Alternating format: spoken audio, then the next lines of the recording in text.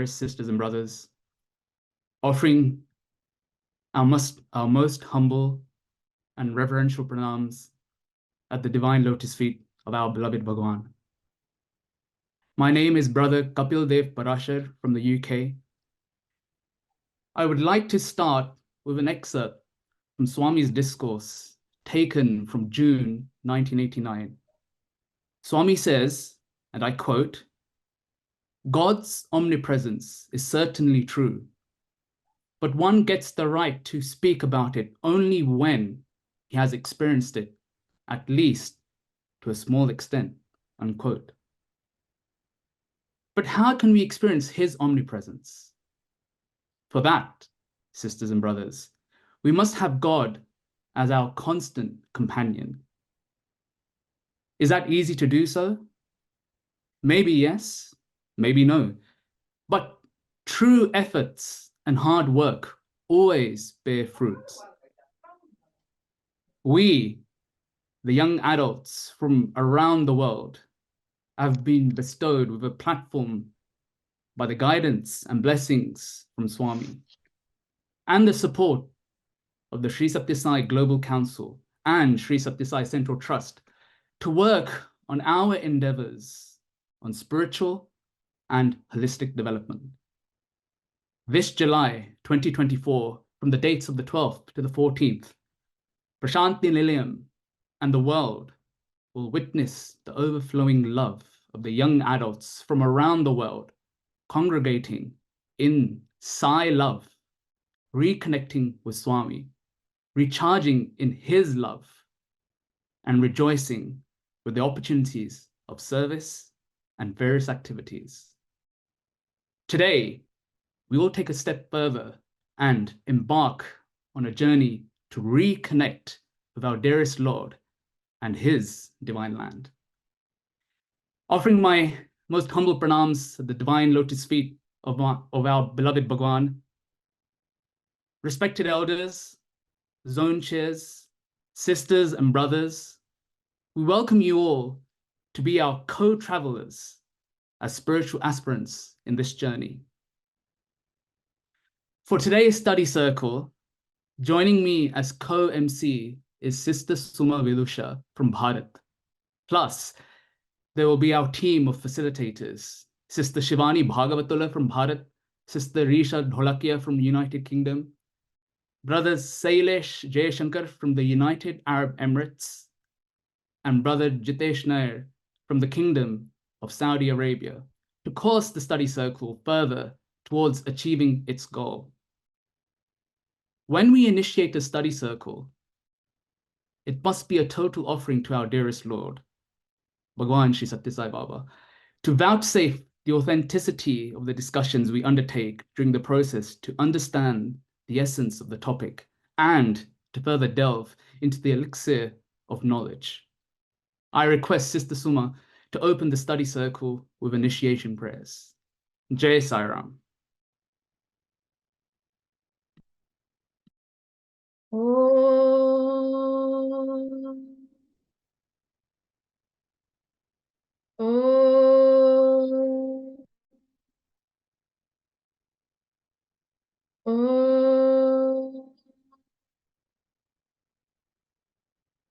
We initiate this study circle with that prayer given by Swami to Dr. John Hislop, which signifies the Samarpan, offering of an individual's existence at the lotus feet of the Lord to guide him through the impulses of life. O Lord, take my love and let it flow in fullness of devotion to Thee. O Lord, take my hands and let them work incessantly for Thee. O Lord, take my soul and let it be merged in one with Thee. O Lord, take my mind and thoughts and let them be in tune with Thee. O Lord, take my everything and let me be an instrument to work. Om Shanti, Shanti, Shanti. Dear brothers and sisters of the Sai fraternity, with the immense blessings and grace from our beloved Bhagwan, Sri Sathya Sai Baba, we have been fortunate to have the opportunity this year, 2024, to congregate in Prashanti Nilayam, Puttaparthi, during July to be in his divine proximity and be a part of the first ever Global Young Adult Conference organized by the Sri Satya Sai Global Council. With intelligence upon us by Swami, accepting his teachings and love, and by the kind support and advice from our revered seniors, we, the young adults, embark upon a journey of our personal as well as group sadhanas to understand the real meaning of the theme concepts of the conference, that is, reconnect, recharge, and rejoice. And on this auspicious day, we are so happy and blessed to conduct the first study circle in this 3-episode series of study circles on Reconnect. May Swami bless our manas, rational mind be dedicated to him, our vacha, words, to extol the glory of him, and our karma, actions, be in unison to think, speak, listen, and act for him, the Lord of the universe. Dear sisters and brothers, we wish you all a blissful session ahead. Over to you, Sister Shivani and Brother Jitesh. Jai Sai Ram.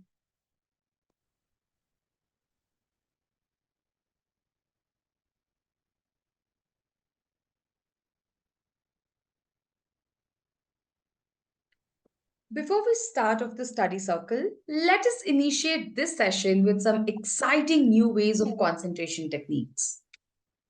A meditation where we will take you to the most wonderful place that exists on this very earth. The land where all the beautiful episodes of Divine Avatar happened. A place where Lord walked, resided, performed his divine leelas, and even initiated mammoth projects of Jagat Uddharan, the upliftment of the society. Yes, dear sisters and brothers, the divine land of Prashanti Nilayam. During this meditation activity, sit straight, position yourself with Chin Mudra, relax your shoulders, but do not close your eyes. Please watch the video we play. Try to connect yourself with the video. Feel that you are present in the places shown in the video and enjoy the bliss.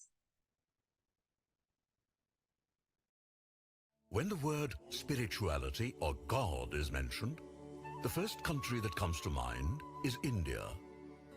Century after century, India indeed has been the chosen land for many a divine incarnation. There are places in this country which are spiritual powerhouses.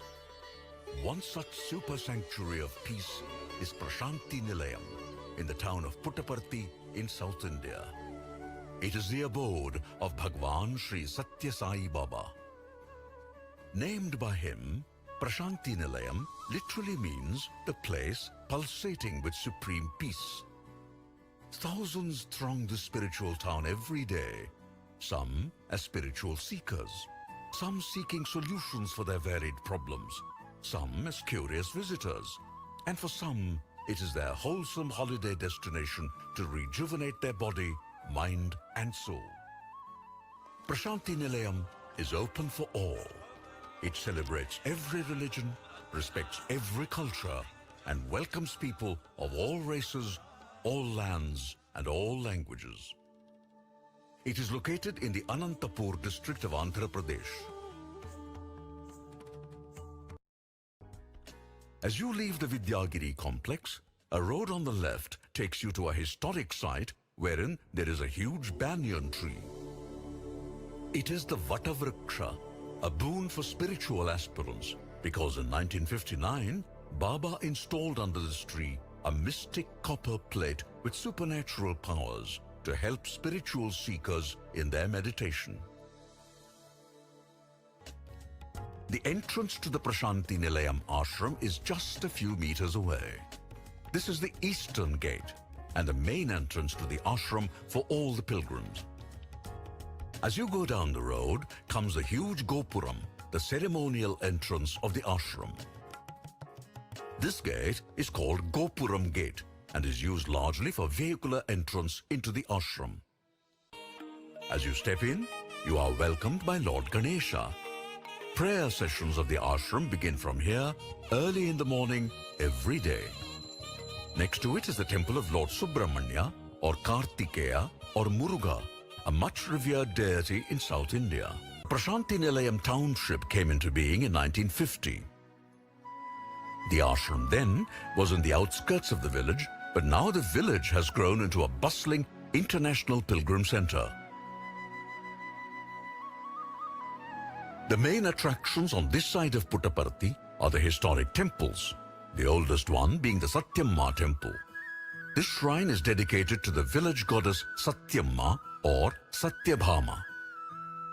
Another old place of worship for the villagers is the Venugopala Swami temple. This one is dedicated to Lord Krishna. Puttaparthi was earlier called Gollapalli, as it was abundant with cows and cowherds, reminiscent of the times of Lord Krishna. In the same cluster of holy places is also located the temple of Lord Hanuman. Though the main deity is Hanuman, there are several other shrines in the temple courtyard, including the Navagrahas, or the 9 planets of fortune. Close by is the Shivalayam, adored as the birthplace of Bhagwan Baba.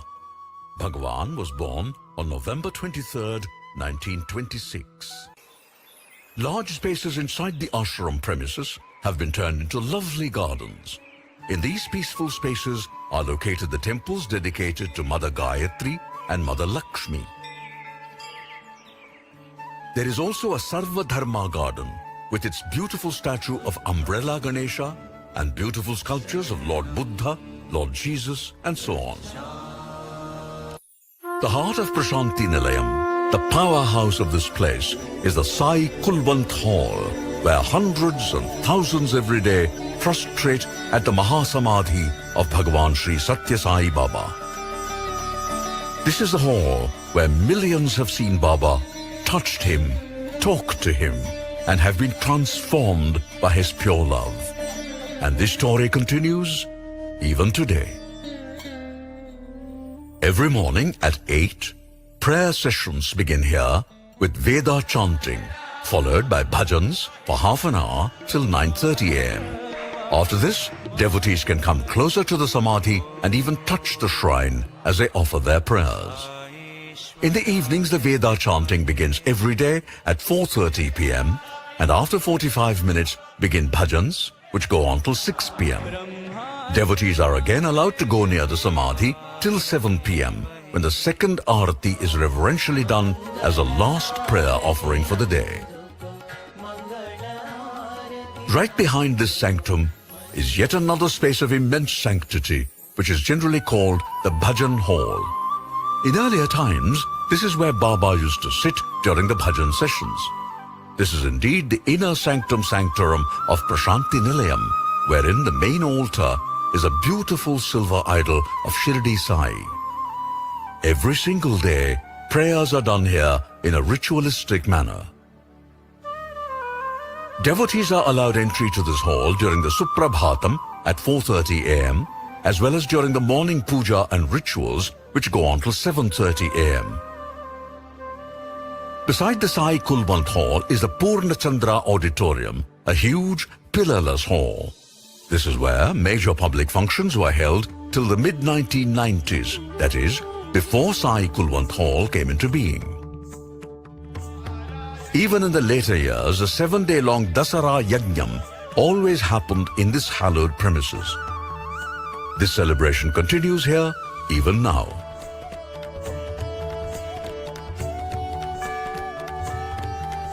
In front of the Purna Chandra Hall is the 50-feet Sarva Dharma Stupa, inaugurated by Bhagavan on his 50th birthday in 1975. At its base are the symbols of all major world religions, and on its crown is a fully bloomed lotus symbolizing spiritual enlightenment. This stupa, in a nutshell, represents the universal message of unity that Bhagavan always emphasized. There is only one religion, the religion of love. There is only one caste, the caste of humanity. There is only one language, the language of the heart. There is only one God. He is omnipresent. And the way to attain this all-powerful, all-pervading God, as Baba says, is by sincerely practicing the principle, love all, serve all, help ever, hurt never. This is indeed the message engraved in the Samadhi of Bhagwan, and which gets ingrained into the psyche of every person who comes into the Sai fold.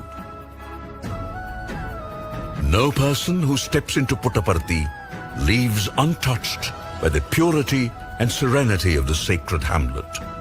That is why it is called Prashanti Nilayam, the abode of supreme peace.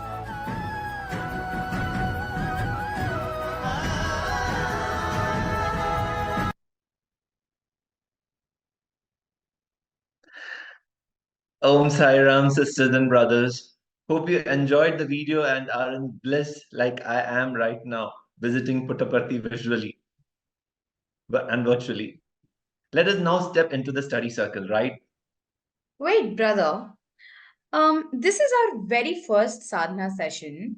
Won't you give our participants some chance to charge themselves before we initiate?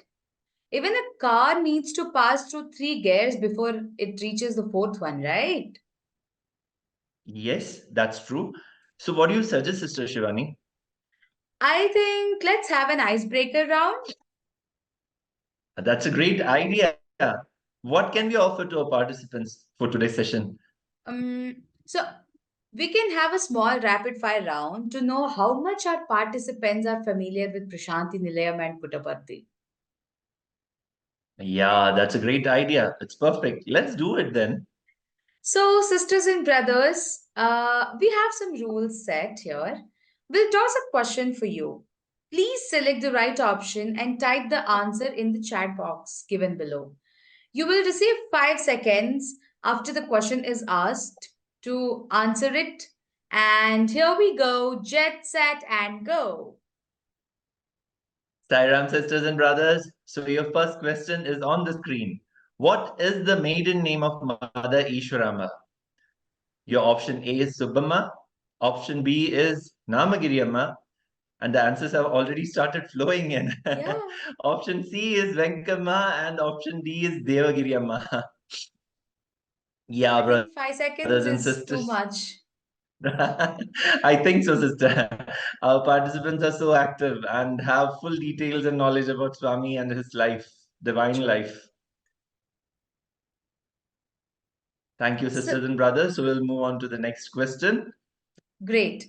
So the question 2 we have, where did Swami sing Manasa Bhajare Guru Charanam for the first time?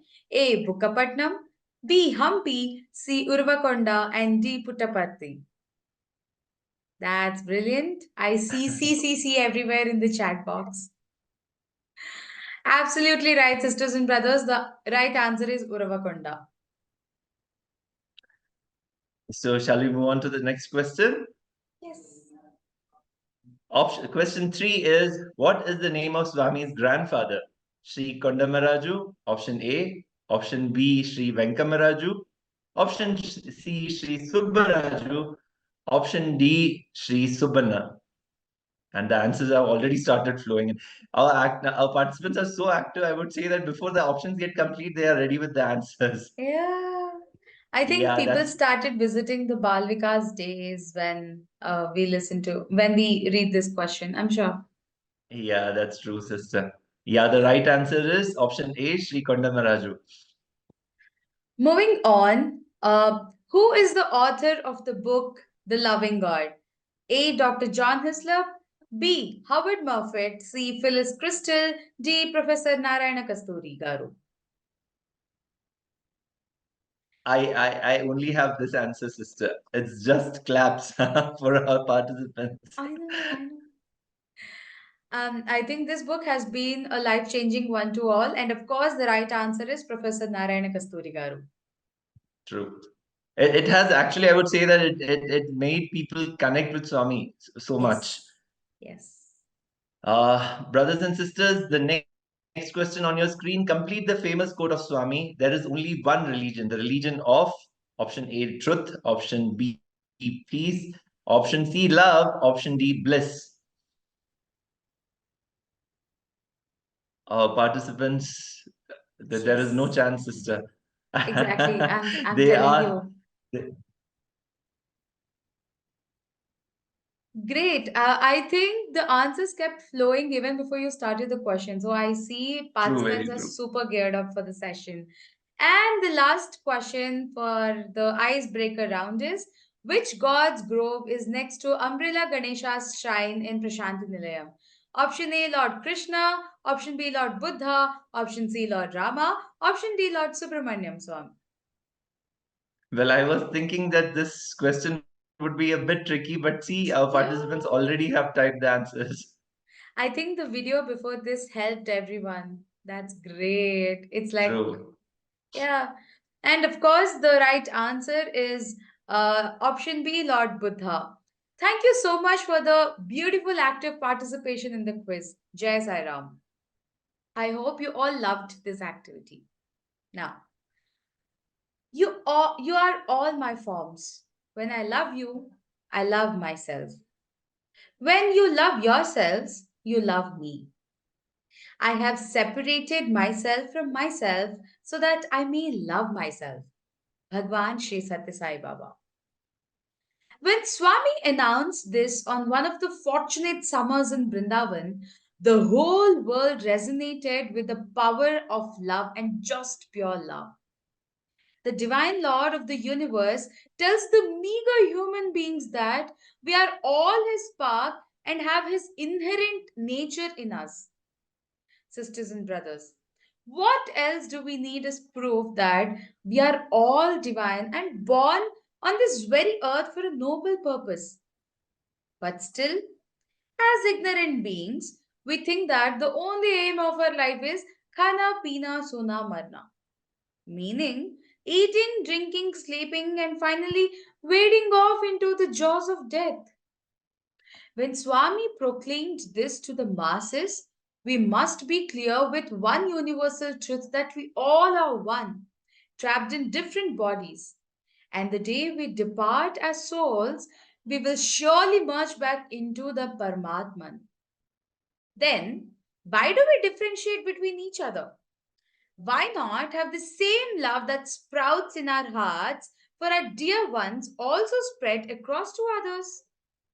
Why don't we have unity even when there is diversity? What do you have to say about this, Brother Jitesh? Oh my Sai sister, Shivani. You have set in motion the discussion with such an intense topic in the beginning itself. Well, I have an apt answer for your question here. We have all forgotten who we really are.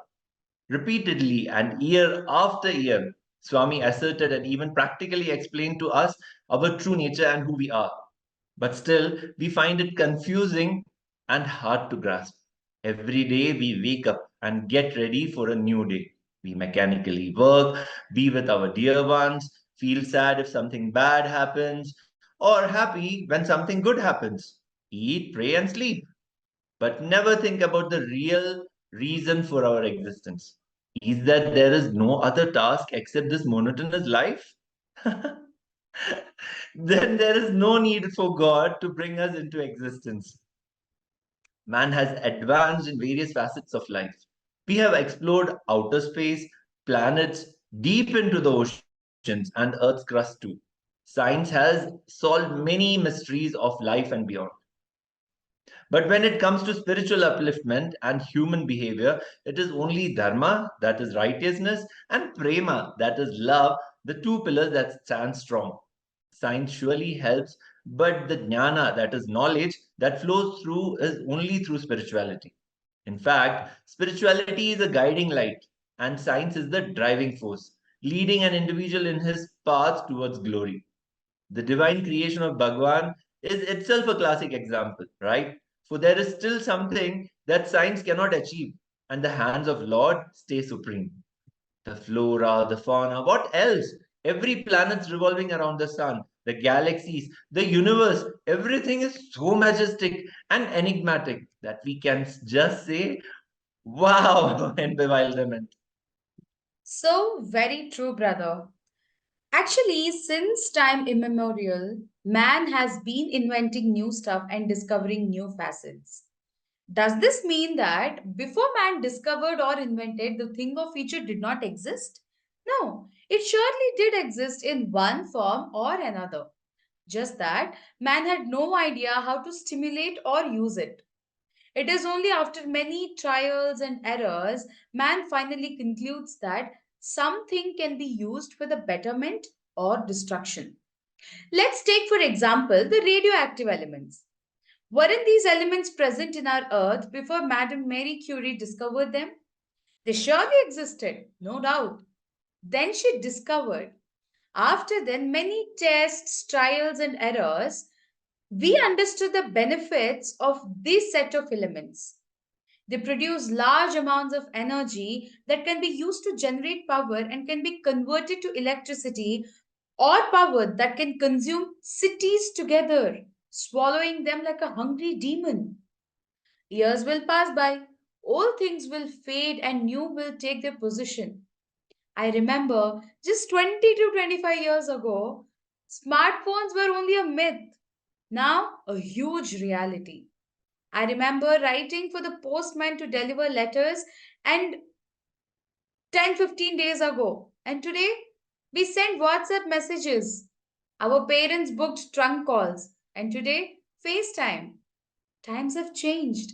This is a classic example proving that nothing is permanent. But there are some things that are permanent, Brother Jitesh. Can you guess what's that? And what is that, sister? I'm a bit confused.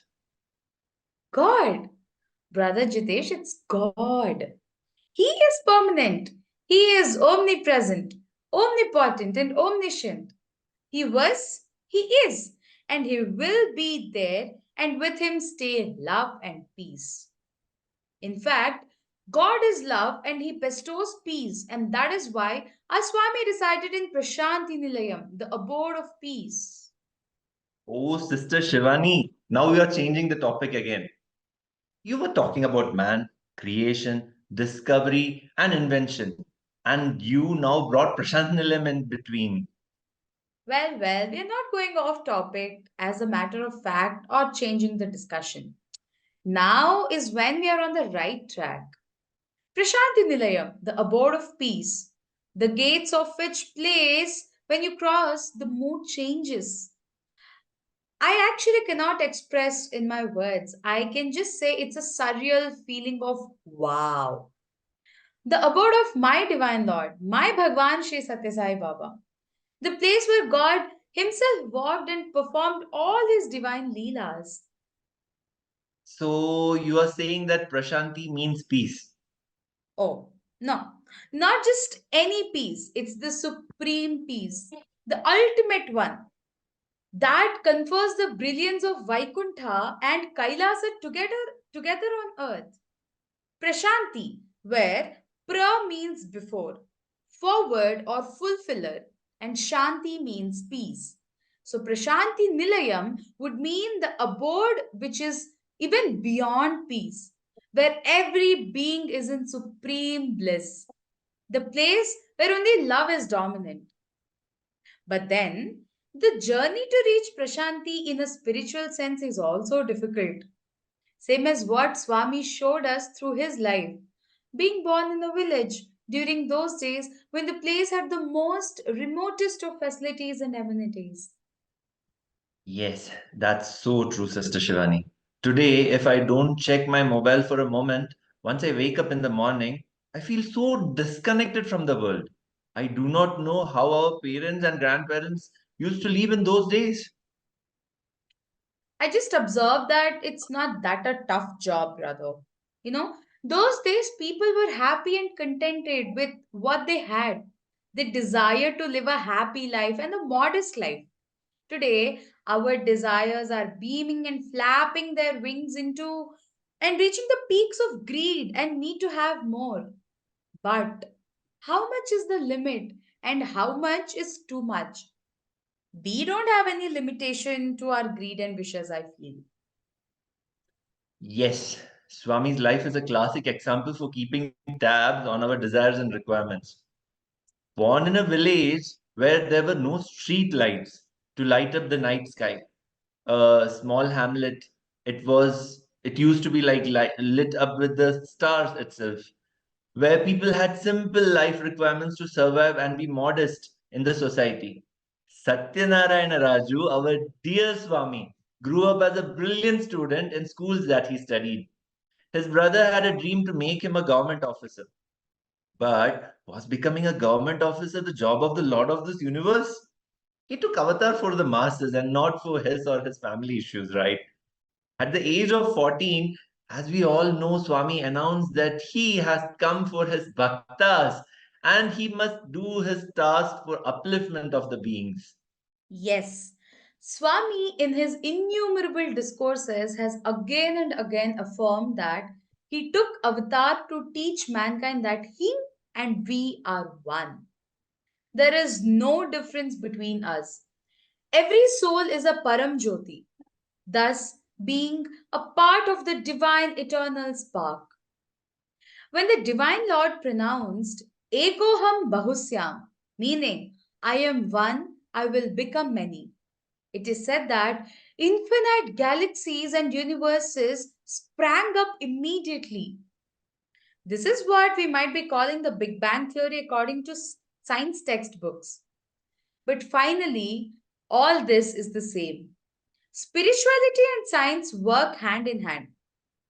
They cannot be separated or merged. They stand where they are, but surely complement each other. But why did Swami name the ashram as Prashanti Nilayam, sister? The earlier residence of Swami was called Pathamandiram, right? Oh my Sai, you're super fast. I was just coming to that and we'll surely understand everything now. Now, to understand Prashanti Nilayam, first and foremost, we must understand why is human life so important. Swami says, and I quote, Jantunam Narajanma Durlabham, meaning in the various forms of being on this earth, to be born as a human being is a rare chance for a soul. We must have gathered many merits in our previous births that the Lord blessed us with a human life, and that too in the closest proximity of Him. It is said that the basic form of the atom to a complex form of a human being, there is the presence of supreme matter in it. It is just that we need to understand it further. Swami always elucidated all these tattva jnana in simple ways for us to understand. Man is only special because he has been blessed with the power of intellect and can think and then act. He can discriminate. He can understand and execute. He can imbibe the teaching and perform accordingly. He can love. He can be an embodiment of truth. He can walk in the path of righteousness. He can stay away from any kind of violence and take good care of the gifts from God. And he can establish peace on this earth. What else do we require to bring paradise on this earth? In fact, due to the societal norms of living standards and the requirements of everyday living, man has to gather some money. Otherwise, can money buy everything? Money cannot buy the actual treasures of the world. Money cannot buy happiness, bliss, love, peace. It can bring materialism into our life. That is why Swami taught us the sadhana on sealing on desires. Tell me, brother Jitesh, do you practice sealing on desires? Again, sister, you're jumping topics. We will discuss elaborately about sadhanas, but later. Let us concentrate on what we are discussing right now. So, as per Swami's dictum, the first lesson we must learn is to understand, learn, and apply the five human values in our life. What do you say, sister? Really, brother, do you think you need to learn and understand those values that have been inherent in you since your first cry? These values are there in you from the day you were born till the day you bid farewell to this world. Nobody can teach or tutor these beautiful values. You just need to awaken the values and follow them religiously. Master them and perform each task of your day with by following those principles. A child, when is born, is pure from heart and mind. As it grows, the avarice present in this world pollutes the baby and gradually absorbs all the negativity in this world. The grown up then forgets its inherent qualities and starts behaving like the others around him or her. We just need to introspect over these thoughts and do all the day to day activities, imagining them to the duty allocated by Swami, and then see the miracle. All the negativities will wade off and only positivity will pervade. Acha, why don't we watch a video on Swami's discourse on the necessity of following human values? That would be really perfect, sister. Let's watch then. కనుక మనకు అవసరమైనటువంటి ప్రపంచంలో సర్వవిధమైనటువంటి పంచభూతములే మనం market పదార్థం. The main necessities of mankind are the 5 elements in nature. ఈ 5 ఎలిమెంట్సే మానవుని ప్రధానమైనటువంటి విలువలు. The 5 elements are the main human values. శబ్దము, ఇది లేకపోతే మనం ఏ విధంగా జీవితం జరగలేదు. Sound, without that, how can you live? స్పర్శ, టచింగ్ లేకపోతే మనం ఏ విధంగా జీవితం జరగలేదు. The sense of touch, how do you live without it? రూపము, రూపమే లేకపోతే మనం దేన్ని ఆకర్షించగలం. Form, how are you drawn without it? ప్రతి దానికి కూడా ఒక రూపం ఉంటుండాలి. Every object has got a form. గాలి ఎక్కడ ఉంది రూపము అని నువ్వు భావించవచ్చు. Wind, what form has it? You may think so. నీకు కనిపించదు కానీ ఉన్నది. You may not see, but it has a form. వ్యక్తి యొక్క ప్రభావమును పురస్కరించుకొని దాని రూపాన్ని మారుస్తుంటాడు. Basing on the effects within man, it changes its form. రూపం కనిపించదండి. Form you don't see. బెలూన్లు ఊదినప్పుడు అది పెద్దగా కనిపిస్తుంది. The air when blown into the balloon, ఈ బెలూన్లో ఉన్నదంతప్పుడు ఏరే. all that within the balloon ఈ is air. ఫుట్బాల్ ఉన్నదంతా ఏరే. All that within the football is air. కాబట్టి ఈ ఏరే లేకపోతే ఈ రూపం ఏ విధంగా వచ్చింది. కాబట్టి ఏరే కూడా రూపం ఉంది. So the football and the balloon will not have form as such రూపము without లేనిటువంటి air. జగత్తులో కారణాలు. There's nothing without a form. గొప్ప సైంటిస్ట్ కూడాను Great science. ఐన్స్టీన్, న్యూటన్ వీళ్ళందరూ కూడాను రూపం ఉన్నది అనే దాన్ని నిర్ణయిస్తూ వచ్చారు. Great eminent scientists like Einstein, Newton said there is definitely a form. కానీ ఈనాటి యొక్క సైంటిస్ట్ అంతా కూడాను పిచ్చి మార్గము ప్రవేశించి నో రూపం, నో ఇది రూపం లేని దాన్ని నమ్మకూడదు అని బోధిస్తున్నారు. But the scientist today is a mad cat who said that there is no form, don't go by రూపం that. లేదని చెప్పేటువంటి వాడు సైంటిస్టే కాదు. The one who said that there is no form is no scientist. Sense లేనటువంటి వాడే. Is the one without sense. Atom, they say. ఈ atom రూపం లేదా? Atom, has it no form?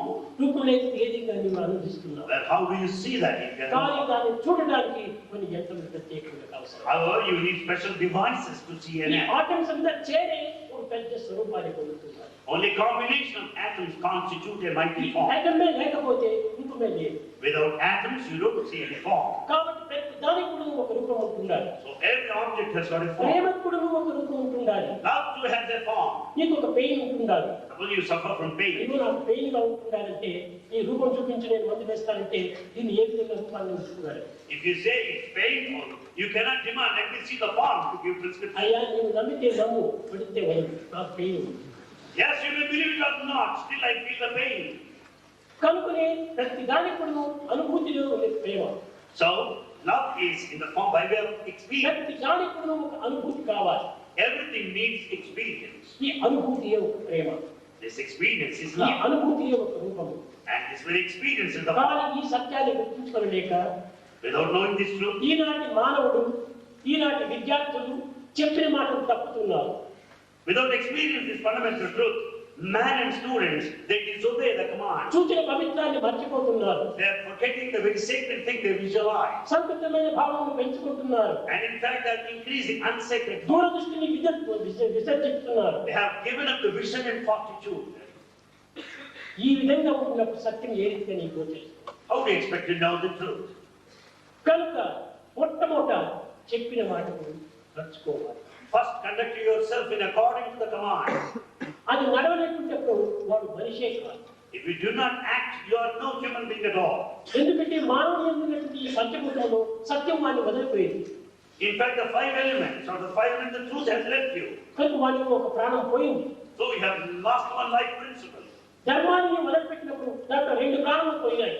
You have given up this dharma, two life principles. శాంతమే నీ విసర్జించిన నీలో మూడు ప్రాణాలు పోయినాయి. If you give up this peace, you will be losing three life principles. ప్రేమనే వదిలిపెట్టినా ప్రేమనే లేకుండా నీలో నాలుగు ప్రాణాలు పోయినాయి. Without love, you will be losing the fourth life ఈ principle. విధంగా మానవుడు పంచభూతములనే ప్రాణాలతో జీవిస్తున్నటువంటి మానవుడు పంచభూతములు కూడా వదిలిపెట్టినప్పుడు ఈ పంచ ధర్మం వదిలినటువంటి వాడు అవుతాడు. So when one man gives up all these five human values, he will be losing the five elements and the five life principles. కనుక ఈ మానవుడు lifeless man. Such a man is a lifeless man. కనుక life అనేది అంటే ఈ ఐదు ప్రాణం అనేది ఉంటుందా? Life means the combination of these life principles.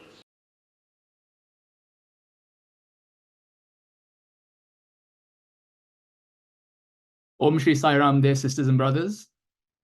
Hope you all listened to the video attentively and have taken the essence of Swami's teachings. Swami always mentions that even if one person from the crowd gets a takeaway, he would consider that there is a success in changing one heart, mind, and soul. Human values is a very important set of aspects in the lives of each one of us. Human values are the five pillars over which the community, society, country, and even the whole world stand strong. If any of the value pillars become weak, chaos would set in, and that can only lead to the unleashing of havoc. There are various kinds of energies in this world, visible when active and even invisible sometimes. Human values have the power to channel these energies towards the goodness of mankind and the earth. Talking about the values, energies, creation, and mankind, all of us need to stay rooted and connected to this basis to develop in our lives. Even a giant Sherman tree would not survive a minute if its roots were not affixed to the ground and would crash down with a thud. We are meager humans. Connecting and reconnecting to the inner self is a must. Otherwise, we would go wayward with the worldly waves. I would now request Sister Risha and Brother Salish to take us further through the study circle. Om Sai Ram, dear sisters and brothers. I am Sister Risha and have been assigned this task to further ponder and understand the necessity of reconnecting as an aspect. Well, if we speak of reconnecting, the first worldly thing we must do is to reconnect ourselves with our motherland, the land where we were born, the place where we grew up and garnered achievements initially. I have a question to ask you all here. How many of you have moved out of the village, the town, the city, province, or country where you were born? Please type your answers.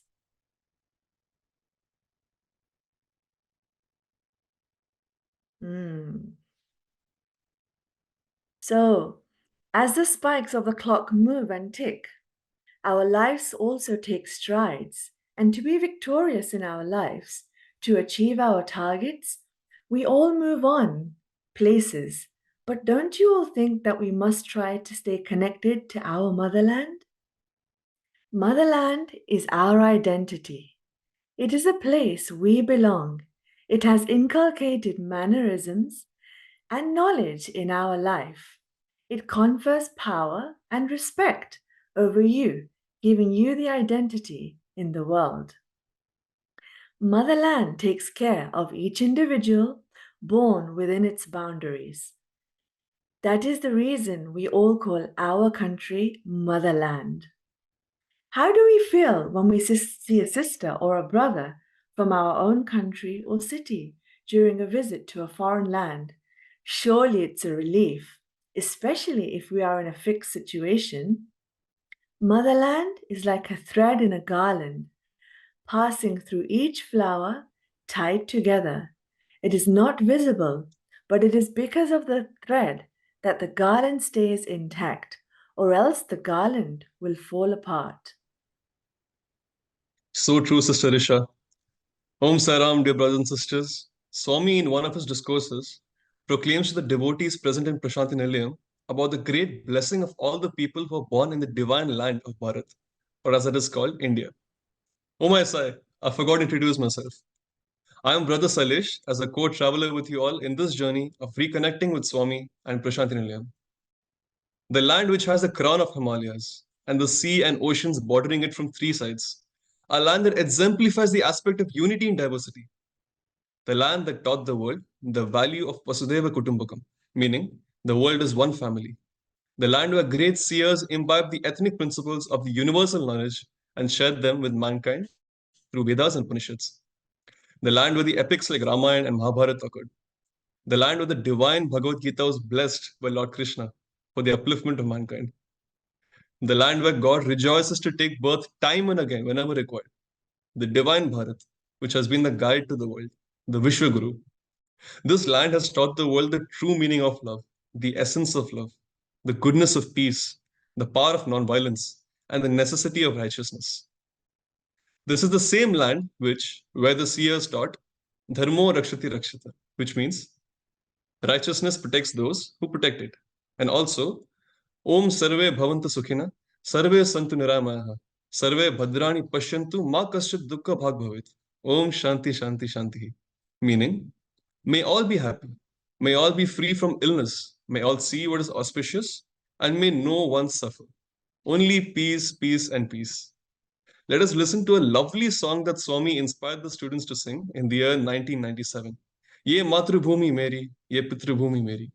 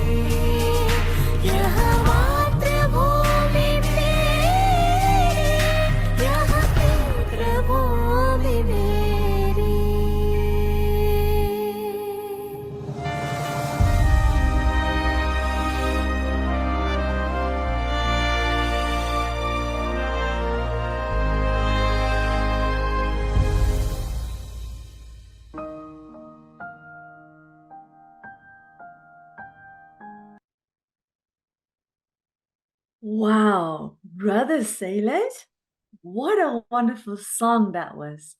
Truly, the motherland, its culture and essence can never be forgotten. And in a way, we are all entitled to be a Bharatiya, as our eternal mother Sai also took avatar in this divine land. Yes, a land that has bestowed so much to the citizens of the world, being a beckoning guiding light, enlightening whomsoever comes in contact with the land. But is peace separate from an individual, or is it entitled to some particular land or culture? It is confusing. Somewhere in a corner of the world, there is some or other conflict going on, not only in the land, but also in the minds of some individuals. A constant conflict between the good and bad is going on. How do we cope with this and come out victorious? Dear sisters and brothers, what do you all think? I have a question for you all. Please use the chat box to answer this question. Where is peace or Prashanti located? Brother Sailesh, what is your answer to this question? Obviously, Prashanti Nilayam in Puttaparthi. Where else? Is the true Prashanti Nilayam inside or outside the human being? What do you mean, sister? Are you trying to be philosophical? No, but I'm trying to understand the true meaning of Prashanti, brother. Saint Kabir sang, Moko kaha dhoonde re bandhe, main to tere paas mein. This means, where are you searching me, oh dear? I am very near to you. I am in you, around you, with you always. And when He is in you, your heart becomes Prashanti, because God will sit in that heart which is pure, beaming with truth and overflowing with love and blissful with peace. Prashanti is the backbone of any spiritual aspirant. Without having peace in one's mind, body, and soul, how can one have the realization of the divine Lord in his divinity? The person must be pure from the heart as Dhruva, yearning as Gajendra, excited as Prahalada, dedicated as Shabri, unbiased as Vibhishana, dependent as Draupadi, devoted as Mirabai, and follower as Professor Kasturi Garu.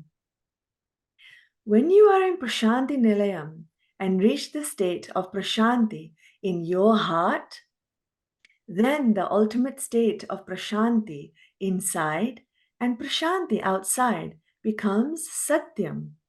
Swami mentions that Prashanti Nilayam is just like a divine dynamo which can change any spiritual aspirant to gallop towards their higher tasks and goals of life.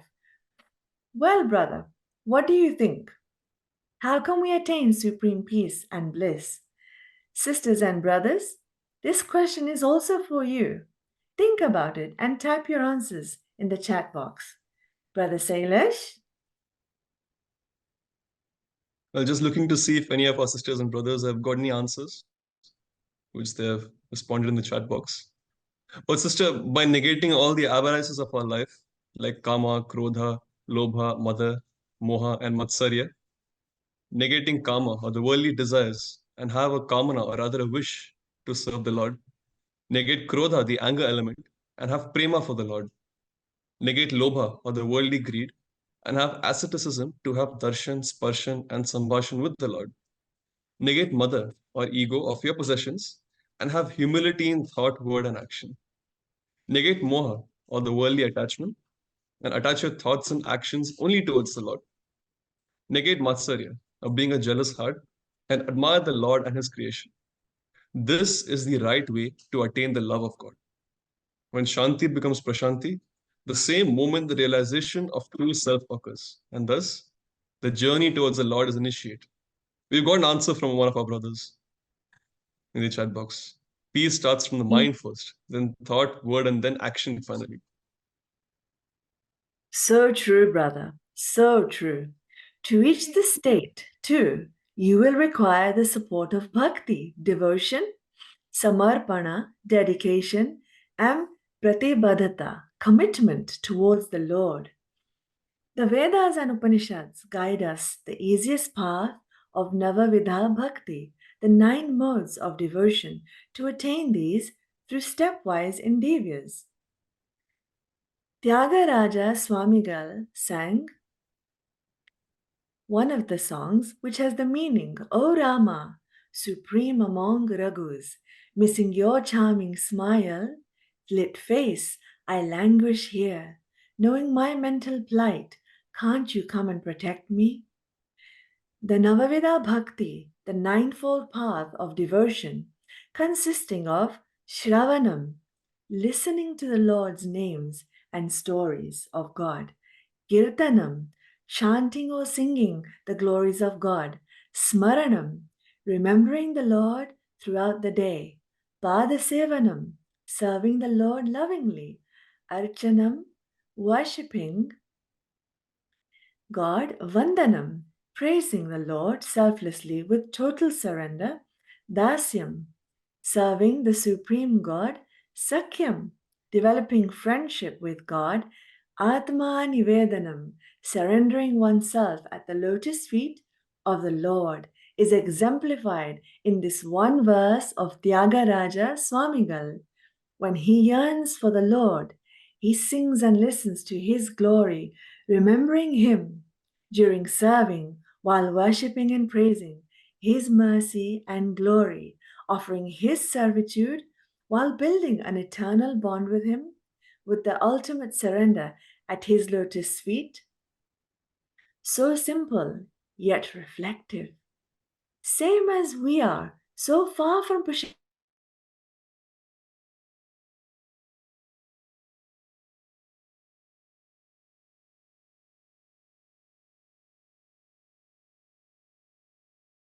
Does anybody have an answer to this?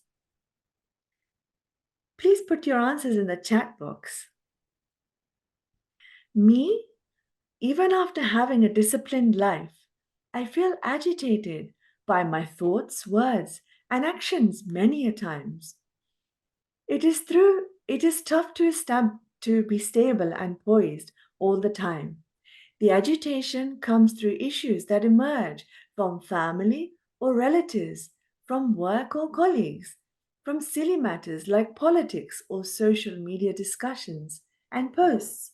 Oh, my sigh. What about you, Brother Sailesh? Well, the same is my case too, sister. Every other day, there is some or the other news that pops in through the news channel or social media, ruckus at the workplace, family discussions, and relatives around. The tool is to stay calm and at peace by practicing discrimination. It's a big word of a sort, but it's a lot of inner significance.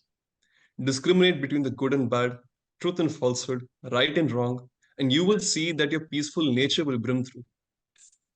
You know, Swami mentions in one of his discourses hands in society, heads in the forest, where hands stand for service and head for the mind of the humans.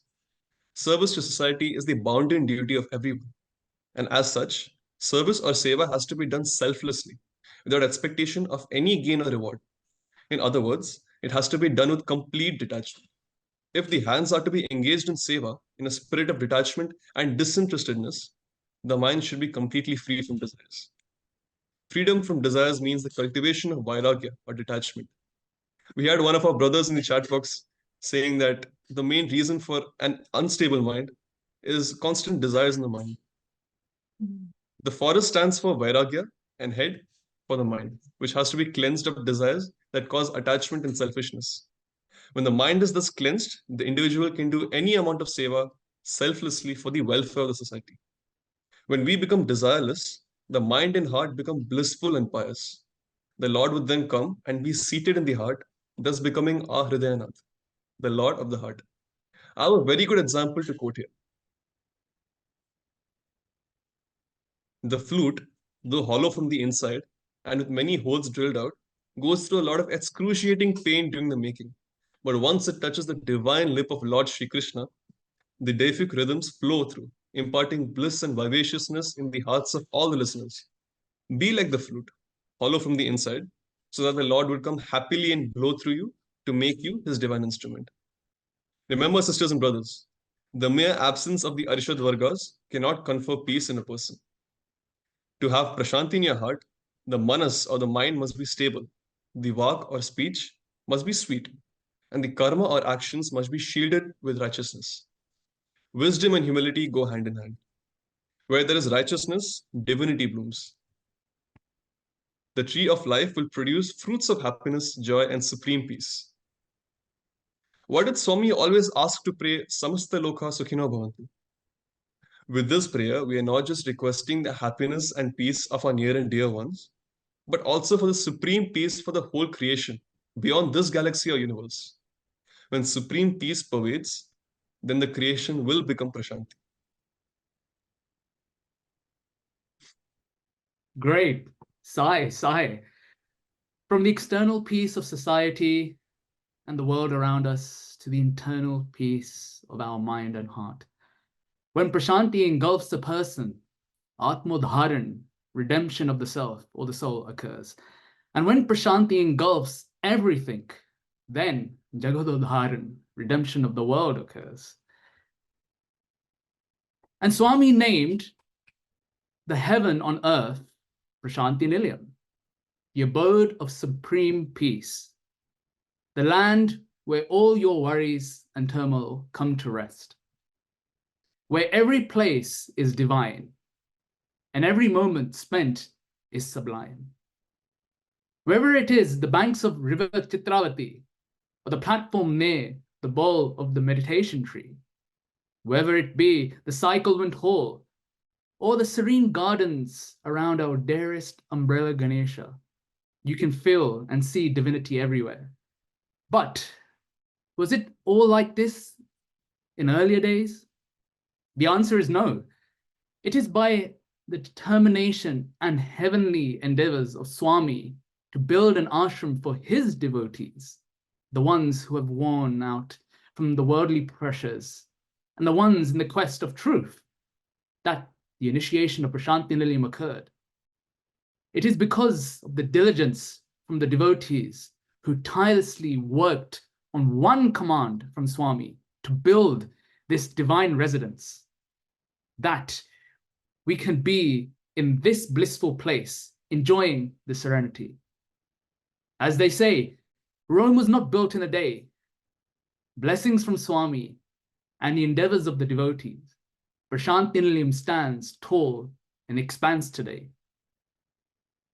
Swami took avatar to educate people on how to dedicate themselves into performing tasks with devotion and vigor, and not to display his divine powers to mesmerize the people around him. Swami always says, his life is his message. He never took the easy routes or escape doors. He is a fantastic task manager, task performer, and a robust taskmaster.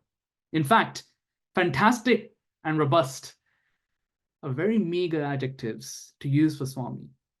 I would say that these adjectives would be taking inspiration from him instead. So now let us listen to the story of Puttaparthi and Prashanti Nilayam. Oh, okay, brother. Yeah.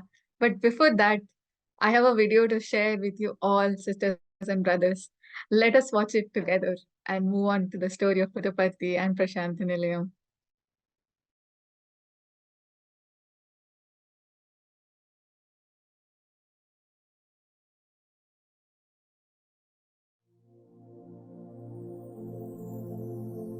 ఉడమికి సరి మధ్య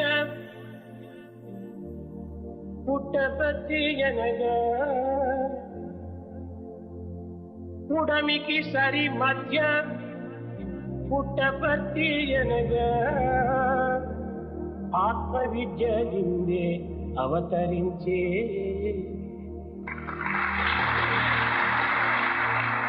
విశ్వమానవ కోటి విజ్ఞానముందంగా విశ్వమానవ కోటి విజ్ఞానముందంగా విశ్వవిద్యాలయం విచట వెలసే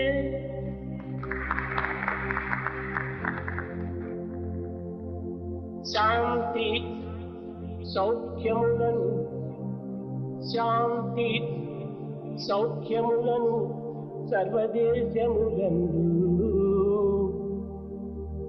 వెల్లజిల్లెడి విఘ్నులి చట వెలసే నియతి తప్పని మహానిష్ఠులు భక్తులు నియతి తప్పని మహానిష్ఠులు భక్తులు వేలు లక్షలు కోట్లు వెలసిరిచట నియతి తప్పని మహానిష్ఠులు భక్తులు వేలు లక్షలు కోట్లు వెలసిరిచట సర్వధర్మ ప్రేమ శాంతులు జగతికి చాటి చెప్పగా భూమి సాయి ప్రభువు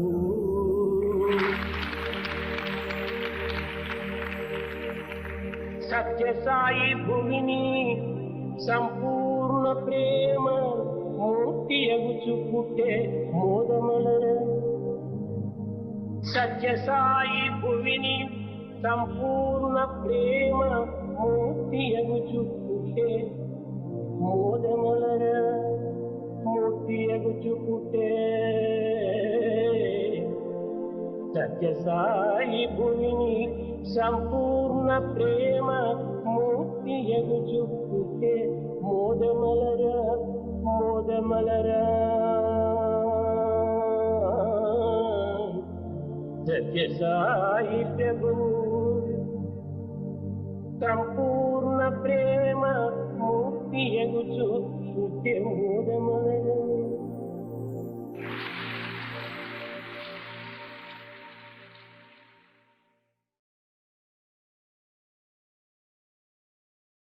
Sisters and brothers, hope you all enjoyed this meaningful padyam in Swami's divine voice and having Swami's darshan so close by. Blessed were those who had darshan, sparshan, and sambashan with Swami, and blessed are we who listen to the glories of our dear Lord. We played this darshan video for everybody's benefit, for everybody to understand the inner significance of our dearest Lord's divine Leelas. We are so far from Prashanti, yet so close to Swami. We are so far from Prashanti, Puttaparthi, yet so close to Prashanti.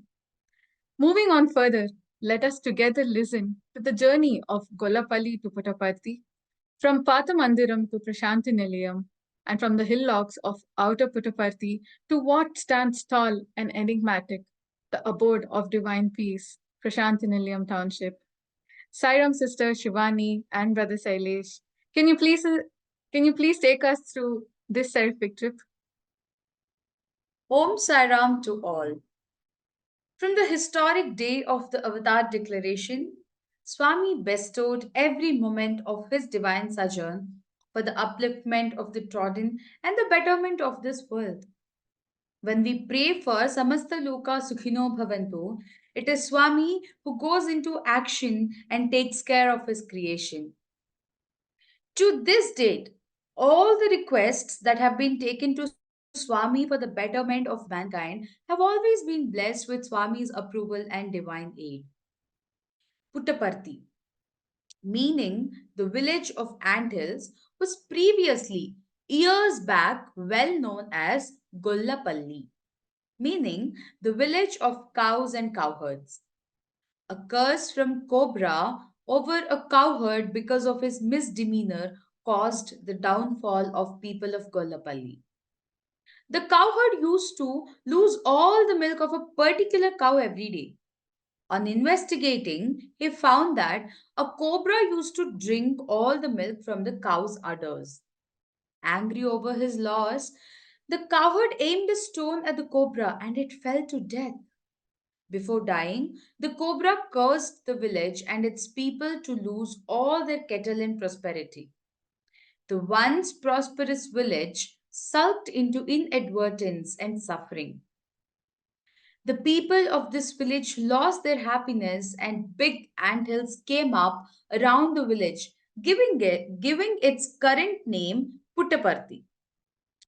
The same stone thrown by the cowherd was consecrated by Swami in the Venugopala Swami temple as the presiding deity. Swami was never interested in palatial places of residence or location. The first place Swami settled when the Ratnakarams were not able to accommodate the crowd visiting Swami was the Karnam's house. Then a little hut at the outskirts of Puttaparthi, which some miscreants tried to burn with utmost jealousy on him. As time went by, the devotees and crowd increasingly flocked in.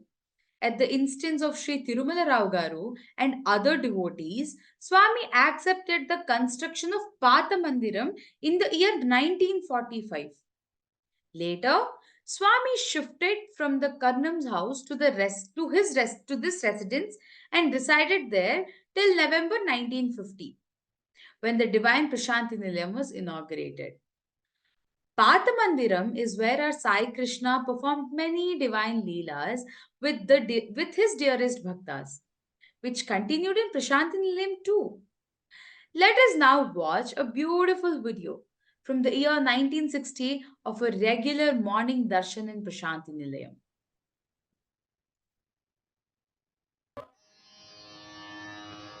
Jai Sai padare janulandaru Shri Sai padare janulandaru Jai Sai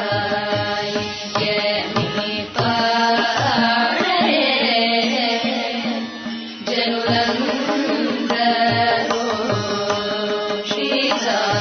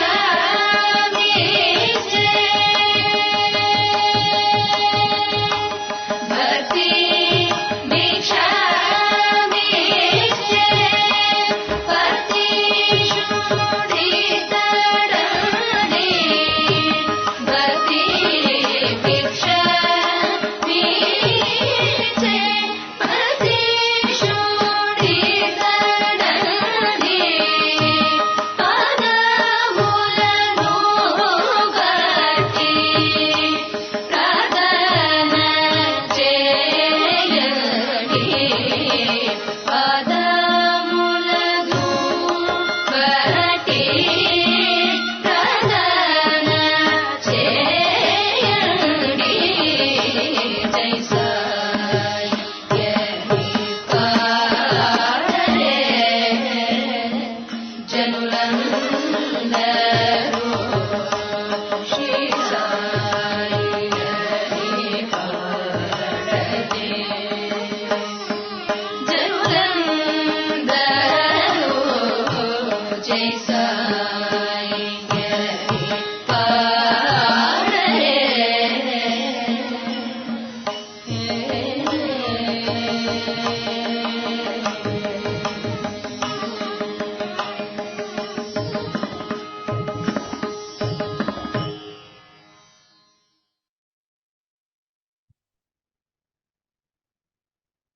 Wow, such a proximity with Swami. My heart dances like a peacock, wishing to have a time machine that I can board and go back to this time and date, be present there, and enjoy the bliss. Well, sisters and brothers, this never ending flow of divine love has not stopped since the fortunate day of 1940. Swami continues to shower his grace and love over all of us in various manners he can. This is the same Prashanti where Peddavuttu spotted celestial beings leaving the complex at Brahma Muhurtam, the time of Brahma or the time of divinity. This is the same place where Mother Ganga came gushing to wash Swami's lotus feet. And this is the same Prashanti Nilayam where the Lord delivered innumerable divine discourses for the betterment of this society and the whole mankind.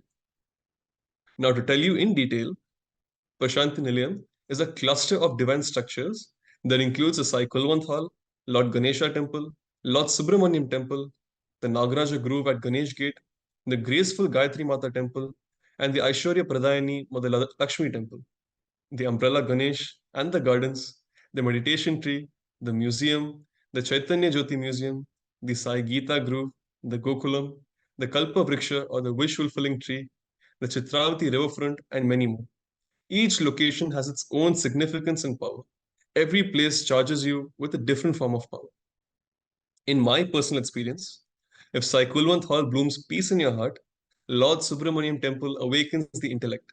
The Umbrella Ganesh Grove blesses the aspirant with divine love. And then the Chitravati ruminates the person with the good old memories of Swami's deific pastimes at its bank. But at the end, it's just love and pure love. The meditation Vatavriksha has its peculiar power. The tree stores the heavenly powers bestowed upon it by Swami himself. When on the day it was planted by Swami, he administered the process and also placed a manifested copper plate with yantra to make the tree a Siddha Vatavriksha that would bequeath the spiritual aspirants who seek illumination to develop concentration of mind and control of senses. Every nook and corner of the Prashanti is blessed with the touch of his lotus feet. He has performed one of the numerous leelas on each inch of the soil of Puttaparthi. It is divine. Each grain of soil is absolutely divine. I totally agree with you, Brother Sailesh. In fact, in one of his Shivratri discourses, Swami enlightens everybody about the significance of the gates of Prashanti Nilayam. The first entry gate symbolizes the Tamoguna, which barricades the qualities of inertia. Inside this gate, we would see all the kinds of decorations, temples, and festoons signifying Rajoguna, which holds back all the qualities related to activities and finally passes through the bhajan hall, which represents Sattva Guna, where only the quality of serenity and purity prevails. Point of eternal truth. Prashanti Nilayam and Puttaparthi imply and encompass each aspect of Navavida Bhakti in itself. Let's see how it is. When you listen Shravanam to the Suprabhatam in the Bhajan hall and then sing Bhajans Kirtanam during the Nagar Sankirtan around Rajur Mandir and even in Sai Kulwant hall, you will be in constant contemplation, Smaranam of the Lord. You would receive the Saubhagyam of serving the Lord, Pada Sevanam. This love would further grow into devotion, Bhakti, worship, Archanam, and praising the Lord, Vandanam. The divinity encompasses you when you accept his servitude, dasyam, and perform all the activities, whether it be seva or even your duties to his lotus feet as your goal. The divine accepts as his own sakhyam, eternally merging in him atma nivedanam. True to say, Prashanti Nilayam is the epitome of Navavidha Bhakti Acharana. Prashanti gives you the chance to be one with God. As mentioned in Vedas and Upanishads, Ekoham Bahusyam. From the one willed to become many, the Lord teaches us in Prashanti, Tattvamasi, thou art that. Who we are, who are we? We are just different forms of Him, separated from Him, ultimately to merge back to Him. But how can we do that? Well, the answer lies in what Swami expounds in his divine discourses. Every day, for years together, the walls of Sai Kulwant Hall and Prashanti Nilayam have echoed the verses and words directly from our Sai Krishna. Bhajans, discourses, talks, and interviews. Swami blessed us all with all the manners of discussions. He practically explained the Tattvam, the universal truth of his discourses, to all of us through the various seva and dharmic activities he performed. For years together, tirelessly, Swami wrote columns in the Sanatana Sarathi detailing the various aspects of Advaitam, non dualism, Adhyatmam, the higher self, Manonmaya Jnanam, spiritual knowledge. He guided all the people who came to him in the path of righteousness, Dharma. Swami says, come to me and forget all your worries. I will take care of them.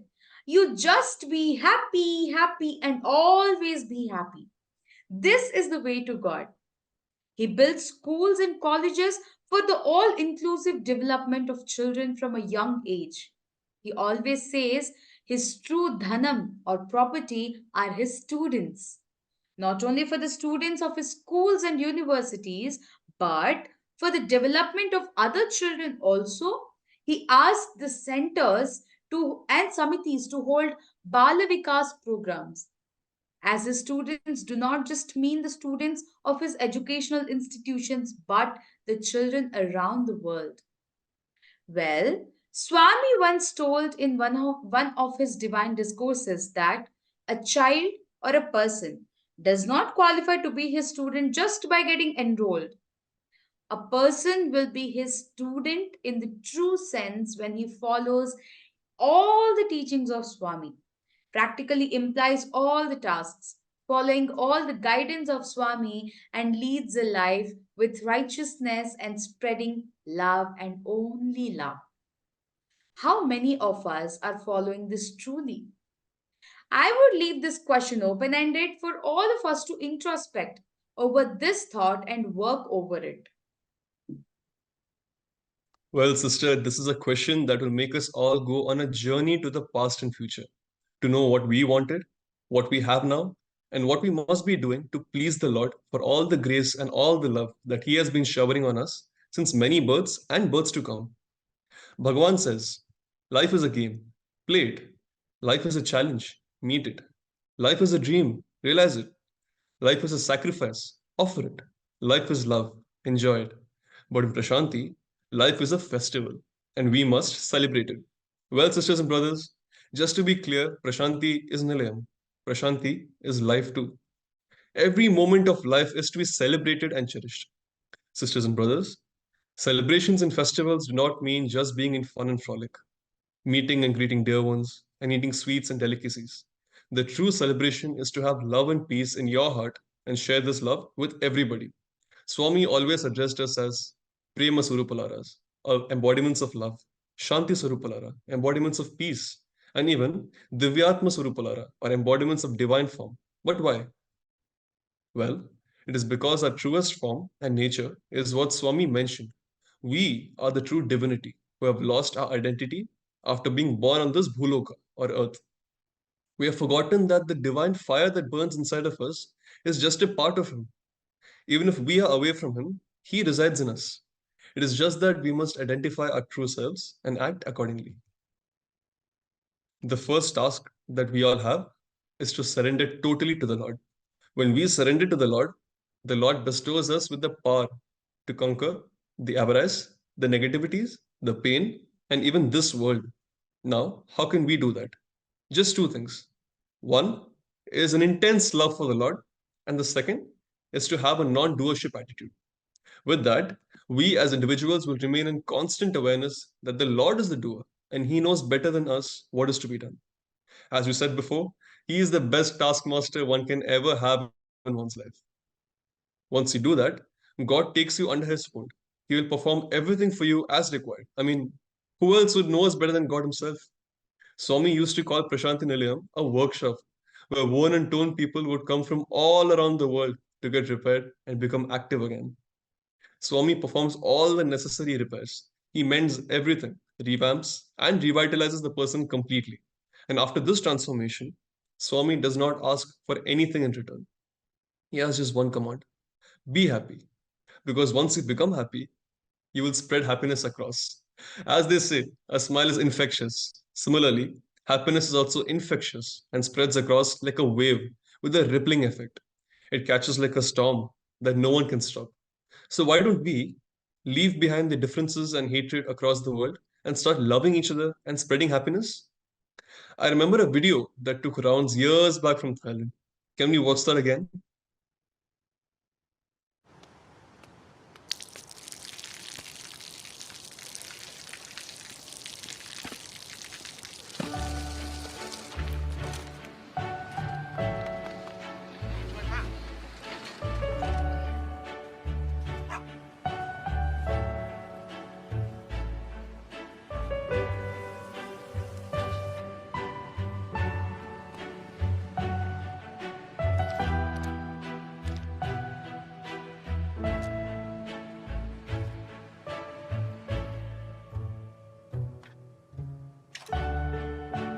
เขาจะได้อะไร ถ้าเขาทำแบบนี้ทุกวัน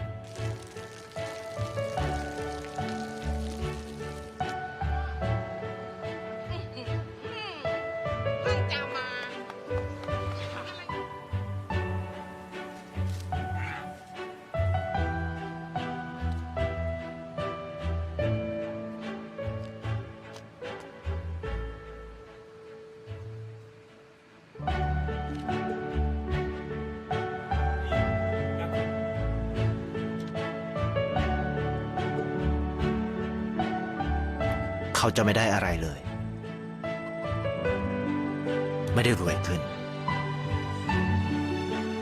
ไม่ได้ออกทีวี ไม่มีใครรู้จัก ไม่ได้มีชื่อเสียงที่มากขึ้น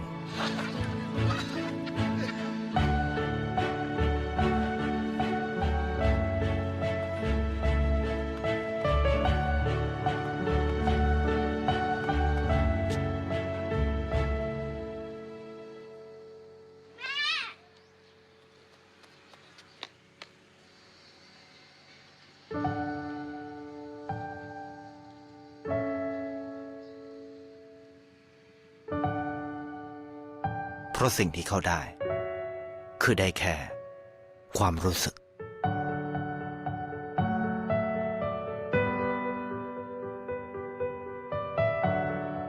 ได้เห็นความสุข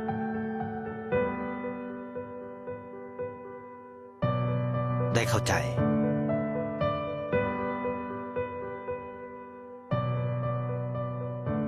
ได้ความรัก ได้ในสิ่งที่เงินซื้อไม่ได้ ได้โลกที่สวยงามกว่าเดิม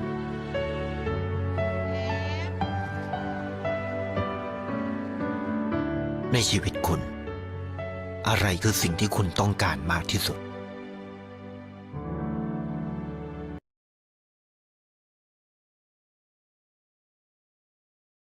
Wow, that's such a great and inspirational message indeed.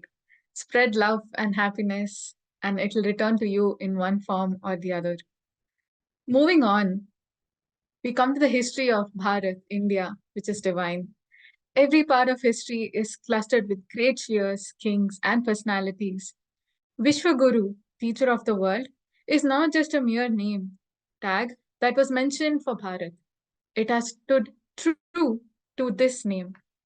Every person has taught the world some or the other aspects of righteousness and right action, whether it be Dhruva, Prahalada, Janaka, Parikshit, Tulsidas, Ashtavakra, Kanappa, Sita Mata, Shabari, Lopamudra, Draupadi, Kunti, Mirabai, Andal, or any other luminary soul. They've all guided they've all guided mankind with their own life for how to remain devoted to the Lord in any of the circumstances, surrendering themselves at His lotus feet and following His command, whatever the outcome would be. Let us all try to surrender step by step at His lotus feet till the day when we would not feel ourselves separate from Him. Further, let us understand what can be achieved by following Swami's divine command of being in Prashanti Nilayam always. I would request Sister Risha and Brother Jitesh to further delve with this. When all the external disturbances, Ashanti, are cleared, eternal peace, Prashanti, oozes in. When a bowl is full of dirty water, will it accommodate any water? Even if clean water is poured in, with the immediate effect of the garbage, the clean water will also become dirty. To have clean water, the bowl must overflow with clean water till the water in the bowl becomes clean. The water will then remain clean. The same as this case for our mind, body, thoughts, and actions. If we keep the worldly dirt letting our body and mind corrupt, our thoughts and actions will also get affected by them, and they will also get filthy. To keep ourselves effulgent and divine, we must also remain clean inside and outside. Swami sang this bhajan. Satsangatve nisangatvam, nisangatve nirmohatvam, nirmohatve nischaltatvam, nischaltatve jivan mukti. So, the meaning is being free from satsanga, association with the truth, the good and virtuous company, comes nisanga, which is non-attachment. From non-attachment comes nirmoha, freedom of delusion. Being free from delusion leads to nischala tattva.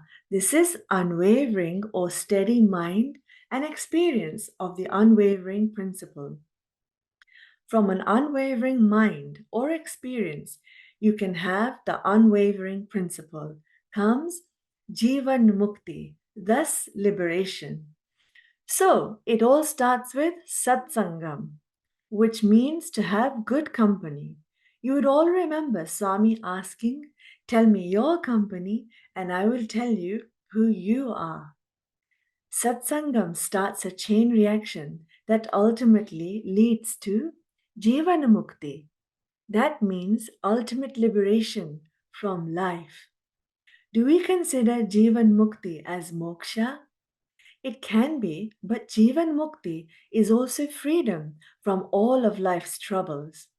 Freedom from the pessimism, avarice, and difficulties life throws over us.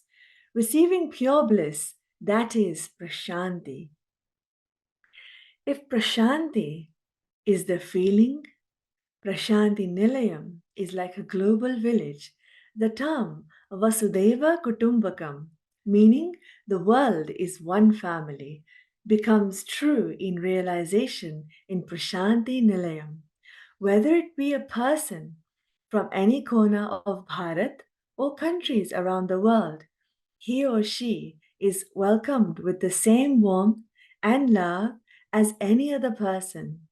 There is no differentiation shown to people from whichever religion, caste, or creed they would be. For Swami, all are one, the Prema Swarupalaras, the concept of fatherhood of God and brotherhood of man fructifies in Prashanti Nilayam. True to say, a simple utterance of Sai Ram can get many things done in Prashanti.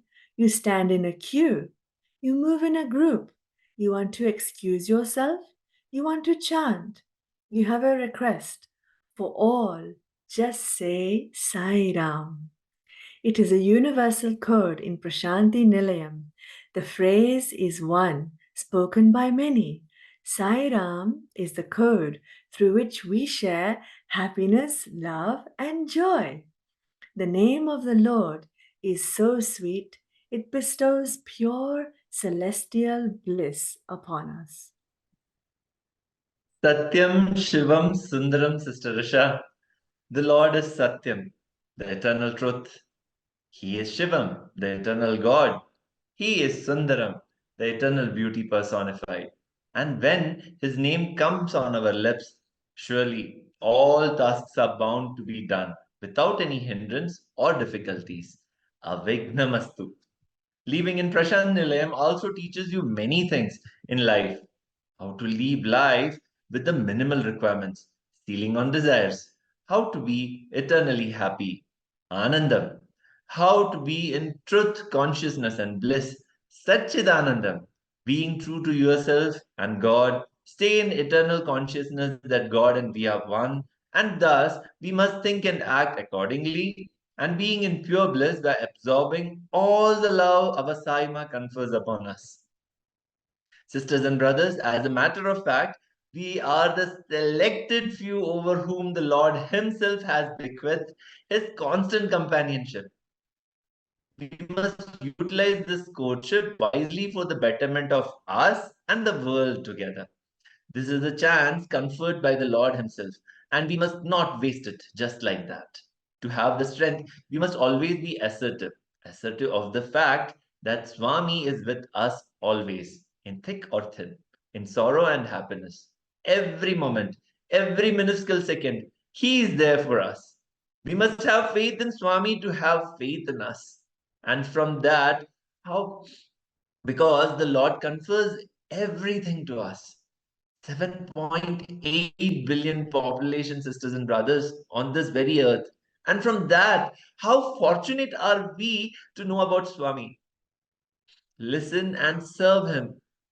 Shouldn't we utilize this for everybody's advancement? Swami says, to be in contact with me, I will take care of your further generations to come. Wow, what a divine assurity. What else do we need, brothers and sisters? Our goal must be Mukh mein Ram and Haath mein Kam, meaning chanting the name of the Lord constantly. We must perform each task endowed upon us as the task given by the Lord and performed for Him. Automatically, the tasks will become perfectly accomplished. As where there is God, there is love. And where there is love, there is bliss. Where there is bliss, there is devotion. Where there is devotion, there is dedication. Where there is dedication, there is perfection. And where there is perfection, but obviously, God is there. This is the cycle of perfection, according to me, brothers and sisters. So simple and subtle. Deep-rooted meaning, simple to understand, yet difficult to follow. Is it so? The big answer is no. Swami has given us simple steps to initiate, namely, love all, serve all, help ever, hurt never. Start with these, and we can achieve mammoth tasks. Gradually, each tasks and standard achievement. Treat everybody equally. Find the true purpose of your life and perform your tasks with perfection. If we can achieve these, then we can call it the initiation of our liberation. Inculcate the 5 human values, where Swami compares the aspects of love with lighting up an electric bulb as an example. If love is to light a bulb. Let the bulb be peace, which is connected to the switch through the wire of righteousness, through which the electricity of truth flows. When the switch of non-violence is switched on, the 5 human values can light up the life of its followers. Chime in happiness and divinity into your life. We have all come a long way in our life, and we have a long way to go. Parents, relatives, spouses, friends, children, neighbors will all be in our lives for a certain period. Once their task is achieved, they will bid farewell from our lives and from this world too. This is Prakriti, the only one who stays with us from birth till death is the Drikasakshi, meaning the eternal witness, our beloved Swami. He was, is, and will always remain with us. It is just that he is not visible with our physical eyes. Connect with him, that who resides in our heart as the eternal flame, the protector and the caregiver. He is the only one who will be here with you forever. There is no fixed date, time, no age to connect with him. He is always standing there, waiting for you with open hands. Just a foot away, turn inwards, stay silent, and listen to him. He is eagerly waiting to speak to you. When you shut close the worldly rumbles, you will start listening to divinity. He is there constantly guiding and nurturing you. He is caring, like a parent, a strict teacher, and a straightforward master. Once you are under his protection, no one can harm you or misguide you. You can relax, as then the reins of your life will be in the hands of the Sanatana Sarati, the eternal charioteer. Connect with the Lord. If you have lost the track, reconnect, but be with him, stay with him, and get absorbed in him. You will truly succeed. Be like the kite that is tied to the rope. Let the rope be in the hands of Swami, and then stay carefree. Fly high in the open sky and perform the tasks guided through the rope by Swami with perfection through devotion and dedication, and offer it all at the lotus feet of the Lord without wishing for the fruits of your action. He will bestow what is just for you. You will never receive less from him. Remember one thing. Never let the rope snap from his hand, and that will lead you going wayward. Stay connected to him, and he will take care. Even if you fly away too far, at the right time, he will pull you back to him, close to his heart, to drench you in his love. Be his kite, be his puppet. Wow, absolutely, sister. So much to imbibe and work upon. Truly, sister, we are all like pieces of iron. If rusted from outside, the iron stays immobile even if the strongest magnet is around it.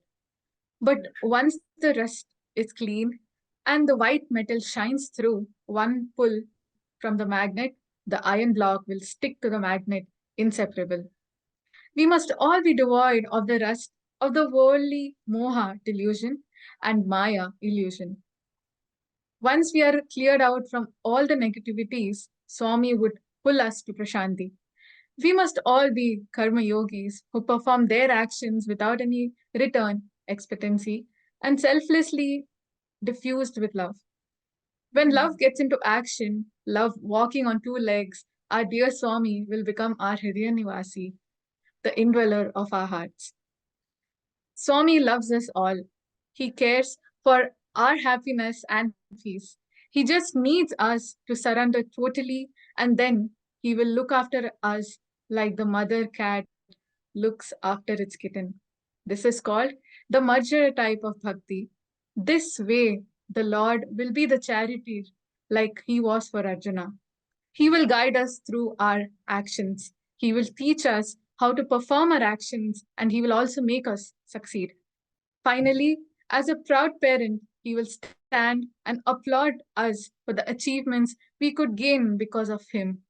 Let him be the Karta, doer, and the Karak, the reason of our lives. Swami is always happy. He is in Satchit Anandam. He does not need any reason to be happy, but he receives more pleasure to see his children succeed in their life endeavors. Make him proud with your righteous actions and application of all that he has taught us in our lives. Be examples to others and achieve supreme bliss. He was, is, and will be always with us, within us, and around us. Understand this truth and perform your actions accordingly. Center your thoughts, words, and deeds towards him. Think and perform each act as your offering to him. He will look after you. You're his own. You came from him, and you will have to merge back in him early or later, but for sure. Do not delay this process. Accept and achieve. The delay you make will only delay our progress. He'll not get a bit affected as he knows today, tomorrow, or day after, or any time that we are all meant to be with him. So, connect and reconnect. Every time you do this, you will get one step closer to him. Love everyone because God is love. Speak truth always because God is truth. Stay in bliss because God is bliss. Be fearless, as where there is God, fear does not survive. May Swami bless us all in our individual journeys towards him. Sisters and brothers, we have the last closing announcements for the upcoming the per-conference events, and Brother Kapil will guide us further. Jai Sai Ram. Thank you, Sister Suma. I think all will agree that today, albeit sitting in front of our respective gadgets, listening to the speakers and the videos, we all could experience Prashanti Nilayam around us. Thank you, sisters and brothers, for taking us through this study circle. Dear sisters and brothers, with the closing of this study circle, we must all delve deep into the various aspects that were discussed today with the study circle or the study guide for Reconnect. That will be posted on our website at sssgyac.com/sadhana. What would be a better option rather than having study circles at center and zone levels? As Sister Suma mentioned, connect and reconnect with your inner Sai. We hope that you have already registered yourself as a participant for the Sri Satya Sai GYAC. If not done yet, do not delay any further. Please go to the website page, sssgyac.com/registration. Scroll to the type form box, fill up your data and submit your registration. Remember one thing, Swami is awaiting your arrival in Prashanti Nilayam. We will be having the second study circle for the aspect recharge on the 13th of April, 2024. Attend the Bhajanamritam Zoom call that occurs every month. Dedicate yourself to all the tasks you perform. Actively involve yourself in the center and zonal activities. True to say, young adults are Sai lions and lionesses. Drench yourself in Sai love. Jai Sai Ram.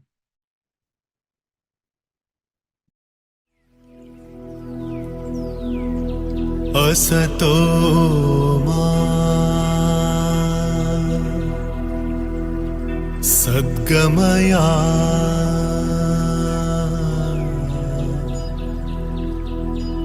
Tamaso ma Jyotirgamaya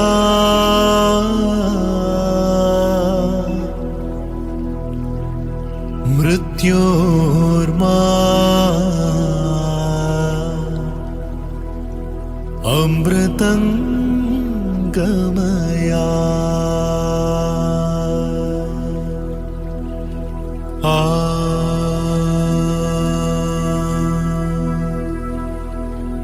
शांति शांति शांति।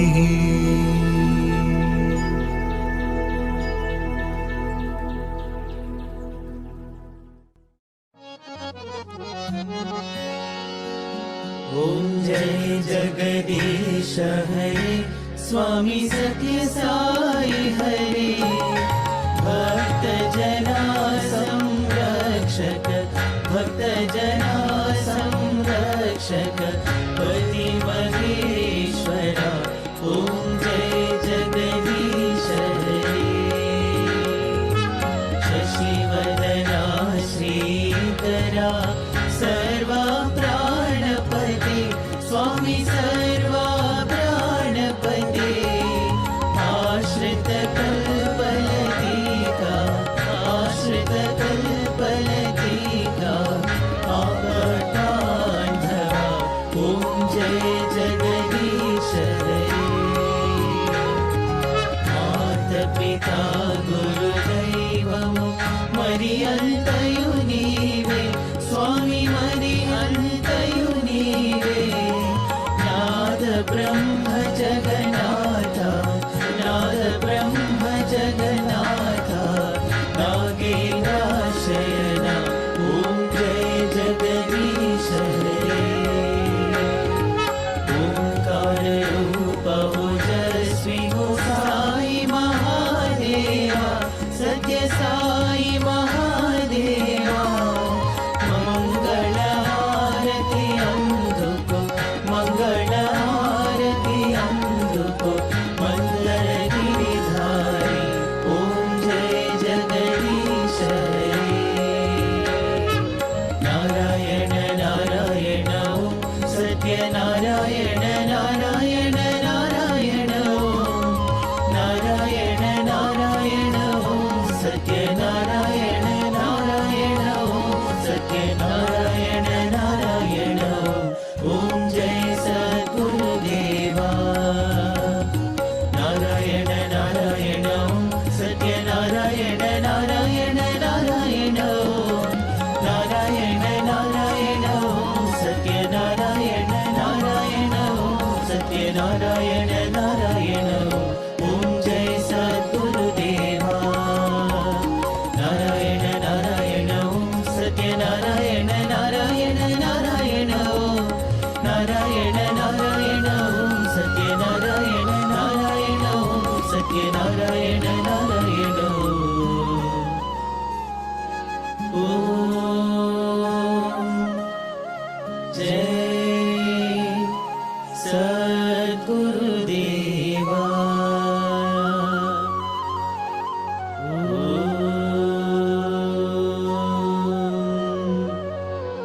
शांति शांति शांति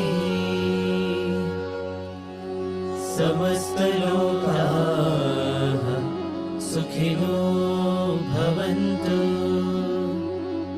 समस्त लोकाः सुखिनो भवन्तु समस्त लोकाः सुखिनो भवन्तु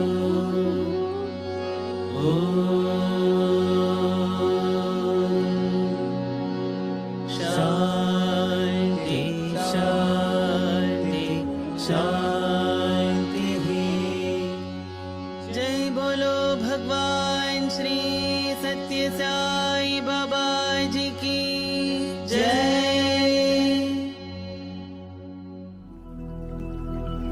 परमं पवित्रं बाबा विभूतिं परमं विचित्रं लीला विभूतिं परमार्थ इष्टार्थमोक्षप्रदानं बाबा विभूतिं इदमाश्रयामि परमं पवित्रं बाबा विभूतिं परमं विचित्रं लीला विभूतिं परमार्थ इष्टार्थमोक्षप्रदानं बाबा विभूतिम् इदमाश्रयामि परमं पवित्रं बाबा विभूतिं परमं विचित्रं लीला विभूतिं परमार्थ इष्टार्थमोक्षप्रदानं बाबा विभूतिम् इदमाश्रयामि बाबा विभूतिम् इदमाश्रयामि